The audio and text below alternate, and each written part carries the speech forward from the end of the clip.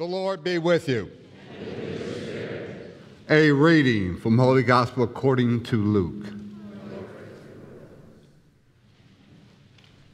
Each year, Jesus' parents went to Jerusalem for the feast of Passover. And when he was 12 years old, they went up according to festival custom. After they completed its days, as they were returning, the boy Jesus remained behind in Jerusalem, but his parents did not know it. Thinking that he was in the caravan, they journeyed for a day and looked for him among their relatives and acquaintances. But not finding him, they returned to Jerusalem to look for him. After 3 days, they found him in the temple, sitting in the midst of the teachers, listening to them and asking them questions. All who heard him were astounded at his understanding and his answers. When his parents saw him, they were astonished. And his mother said to him, "Son, why have you done this to us? Your father and I have been looking for you with great anxiety." And he said to them, "Did you not know that I must be in my father's house?" But they did not understand what he said to them. He went down with them and came to Nazareth and was obedient to them. And his mother kept all these things in her heart. And Jesus advanced in wisdom and age and favor before God and man. The Gospel of the Lord.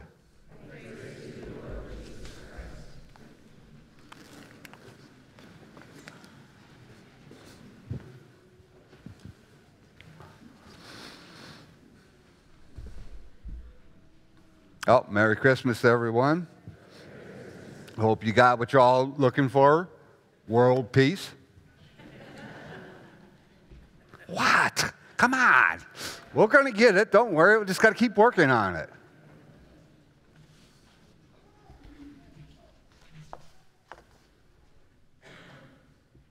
Well, I got to admit, I have one problem, and I'll explain this to you right now.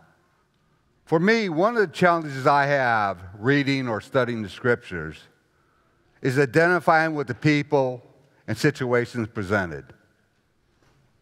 So often in the Holy Scriptures, people say the most perfect thing, or talk in a profound way, or do things that seems to be over-heroic, or just pure impossible.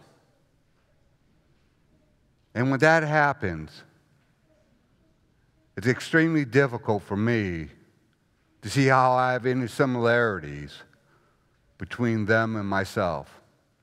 Maybe this has happened to you sometimes. But when that happens, that puts a certain distance between us and them, a chasm that could be nearly impossible to cross. The result that often makes us simply admire the people in the Bible from afar. We may be grateful for them or amazed by their actions or words. But rarely does it allow us to see ourselves in the same situation. That is why this gospel today is, to me, is so beautiful, so authentic.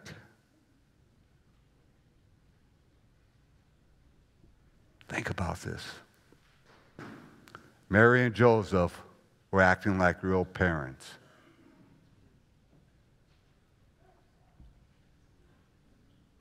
And Mary asked this question, "Son, why have you done this to us? Your father and I have been looking for you with great anxiety."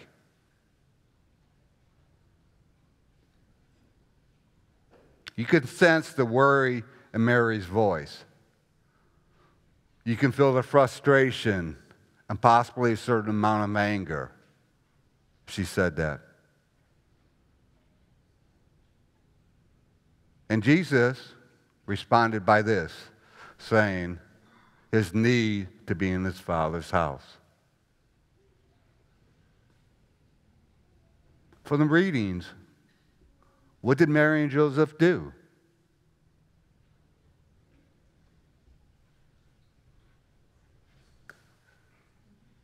Nothing.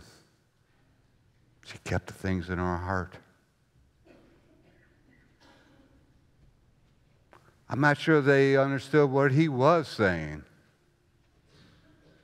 Imagine that, a parent not understanding what a kid told them. Some new concepts there. In today's gospel, it's about the Holy Family. Just 2 days ago, we were presented an image of the Holy Family. Jesus lying in the manger, Mother Mary and Joseph standing next to them, totally delighted, totally happy, totally carefree. Then we read today's gospel. It presents a little bit of different picture, doesn't it? It shows an image of them having struggles, worries, worry about how they're going to take care of each other, how they were going to take care of baby Jesus, worrying about what the words of the angel meant, wondering if Jesus' life was going to give a life of joy or sorrow or somewhere in between. And if we really think about that and reflect on that, how much different is it for us today in our own families? Joseph and Mary are saints, but they also are real people with real concerns, real hopes, real disappointments, and also real worries.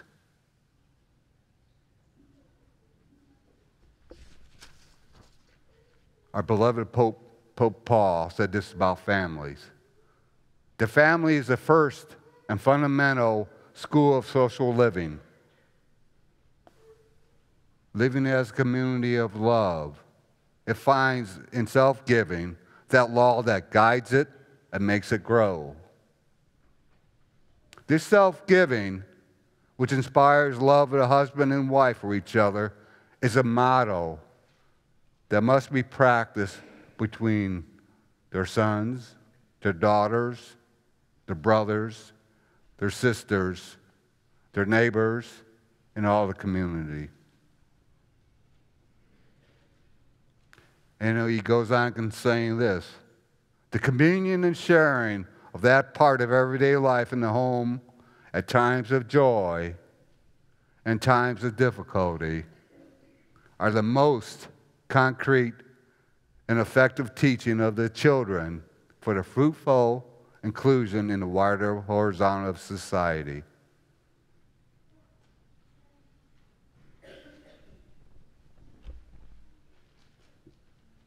Most families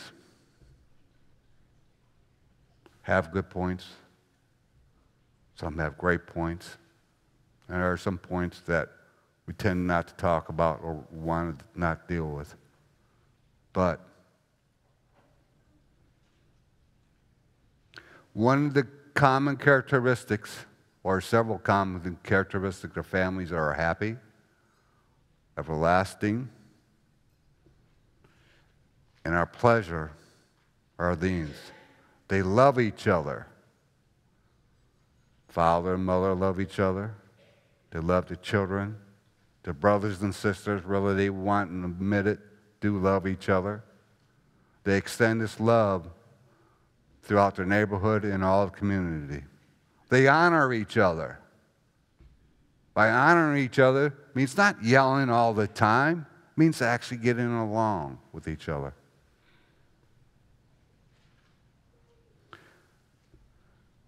They are also working with each other to allow each one to grow, whichever is best for that person. They also are creating an atmosphere so filled with love and reverence for God and each other. It's unbelievable.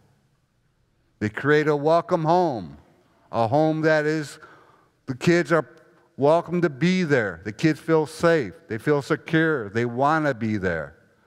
Each spouse wants to come home as soon as possible and be with the other people.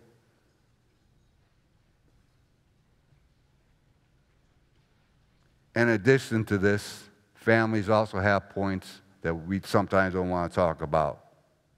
There's misunderstandings. There's arguments. There's distance between brothers or sisters, sons or daughters, not only in miles, but maybe on thoughts or actions. There's jealousy. But as a family, the most important trait we can offer to one another is a welcome and loving home.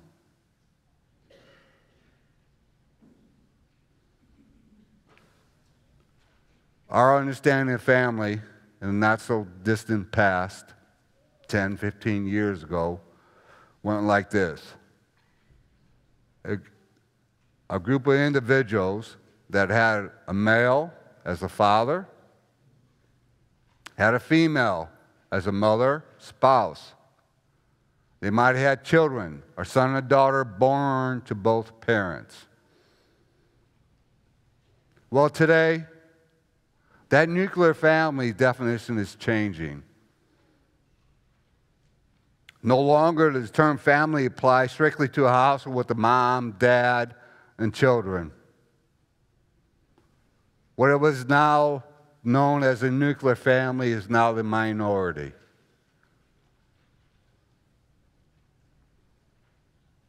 Some of the family structures now exist as such as single-parent family, divorced families, same-gender parents, and families with maybe one parent is cohabiting with a boyfriend or girlfriend, on and on and on.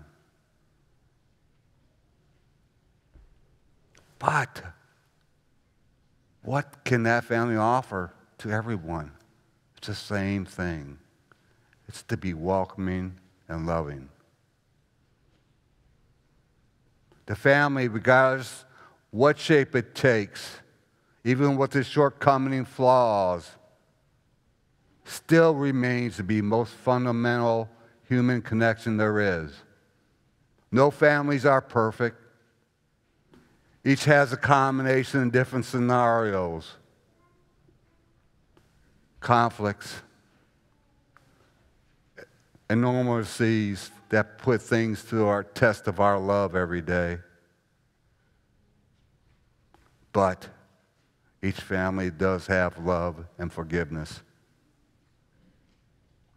Mary and Joseph weren't perfect, but yet we call them holy.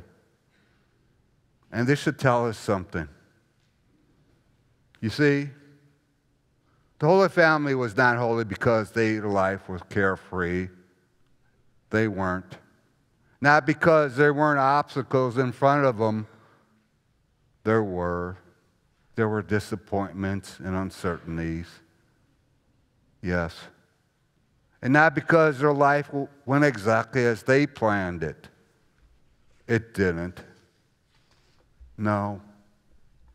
Mary and Joseph are holy because they strove to remain faithful in the midst of all their messes, in all situations that they could not control or even begin to understand. Amidst of lives that were anything but easy or simple, but somehow, some way, God's grace found open hearts in Mary and Joseph. And so, the challenge for us this day is somehow not to admire the whole family from a distance, not hold them at arm's length, but to hold them close, so that we too can strive to be holy within our own families, that we can continually to say yes to God, even in a life of messiness. To put it another way, instead of looking at Mary and Joseph and Jesus and saying, I can never do what they did, we should strive ourselves to emulate them. Holy doesn't mean being perfect. Holy doesn't mean being sweet, gentle, or pious 24 hours a day, 7 days a week. Holy is not going to guarantee that you're not going to be absent of troubles in your life, frustrated, disappointed, or anger. Holy is a word we use for those who simply follow God's lead. Mary did it. Joseph did it. And Jesus did it in the most heroic way. May we and our families strive to do the same.